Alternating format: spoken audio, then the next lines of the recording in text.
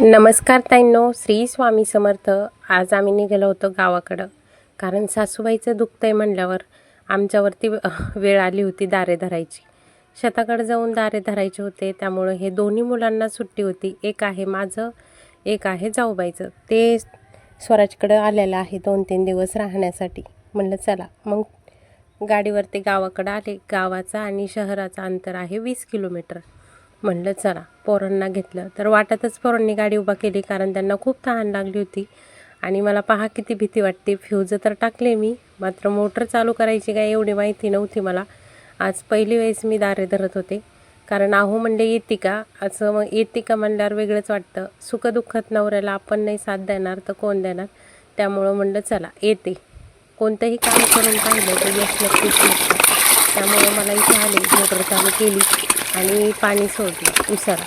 आता उसाला तर पाणी सोडलं, पण आता असं आहे काय की मी विहिरीचं नवीन आहे, विहीर म्हणून पाणी काही पेत नाही. मग पोरं पेले, पण मी घरूनच पाणी घेऊन आले होते. तर इथं पहा थोडं थोडं उन्हाळा असल्यामुळं असे काही पानं वाळलेले आहेत ऊसाचे. आणि मग हे पानं वाळले की असं मनाला खंत वाटते की बाई कसा ऊस झाला, कारण उन्हाळ्यात ऊस हा असाच असतो. मला माहिती नव्हतं, पण मग आहोंना मी लगेच फोन केला, म्हणलं किती ऊस खराब झाला आहे. ते म्हणे तसं नाही, उन्हाळ्यात असाच ऊस असतो. तर इकडे पहा छान पाणी मस्त चालू होतं. तर चला आता बसले थोडंसं सावलीला, 2-3 ओळीला थोडं थोडं करून पाणी लावून दिलंय. आता अर्धा तास ते हळूहळू भिजतंय.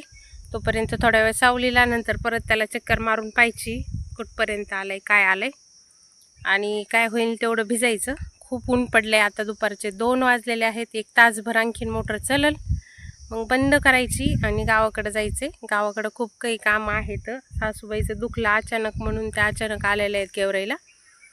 तर मग भरपूर कामं तसेच म्हणजे आहेत, घरात पडलेले भांडे वगैरे ते करायचे जाऊन, आणि मग परत निघायचं तिकडं. आता ताईंनो सासूबाईचं अचानक दुखलं होतं, त्यामुळं भरपूर सारे कामं घरात तसेच होते. आणि माझे पण नेलेले कांदे जे आहेत ते संपले होते. आणि इथं पाठीमागं आमच्या घरामध्ये मोठं शेड आहे, त्याच्यामध्ये हे सगळे कांदे टाकून दिलेले आहेत शेतातले. आणि हे भरून घेतले. म्हणलं आपण आता गाडीवर एवढे कांदे नेऊ शकतो. आणि परत आणखीन उलट्या वगैरे झाल्या होत्या सासूबाईला. परत घरामध्ये जसं जेवणं केले तसे ताटं ते होते. लोणचं नवीन घातलेलं तसंच होतं, ते हलण्यासाठी मग मी आले. म्हणलं त्या लोणचाला मसाला वगैरे टाकायचा राहिला होता, बुरा आला असता.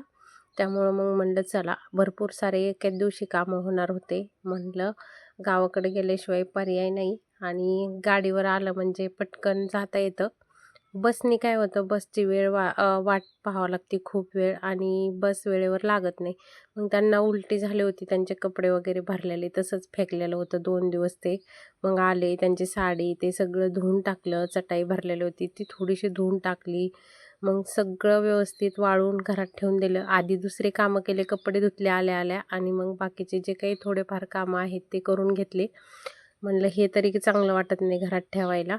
गावाकडं कसं आहे, घरी मस्त कोणी नसतं, पण मग त्यांचं त्यांनीच धुवा असं काही मान नाही ना. मग मी सगळं स्वच्छ करून घेतलं. आणि गावाकडं आलं ना ताईंनो, झाडू मारावाच लागतो. खूप कचरा झाला होता. आणि तुळशीसुद्धा 4 दिवसात एवढ्या काही सुकल्या होत्या. शेतातून आल्यावर खूप कंटाळा आला होता, ऊन होतं म्हणून. पण म्हणलं नाही, कंटाळा करून जमणार नाही.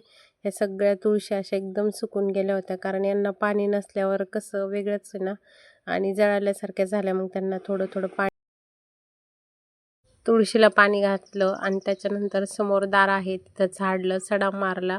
आणि वरती काय आपलं शेवरीचं झाड आहे, त्याच्या शेंगा पडतात, खूप राडा होतो. त्याच्यानंतर ताईंनो मुलांना म्हणलं चला रोडवरती एक रसवंती होती, निघालो. तर रस पाजला मुलांना मी पहिले. आता वाजले होते 4:30. अगदी 15 मिनिटामध्ये मी पोहोचणार होते. मग संध्याकाळी सगळं आवरलं. चला भेटू उद्या.